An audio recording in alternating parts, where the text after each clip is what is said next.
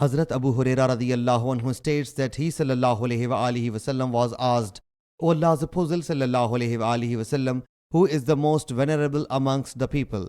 He sallallahu alayhi wasallam said, the most righteous among them, the companions radiyallahu anhum, submitted, we are not asking you about it. He sallallahu alayhi wasallam whereupon said, then Hazrat Joseph alayhi salam, who is Allah's Prophet alayhi salam, the son of Allah's Prophet Hazrat Yaqub alayhi salam, and the great grandson of Allah's friend Hazrat Ibrahim alayhi salam, is the most venerable.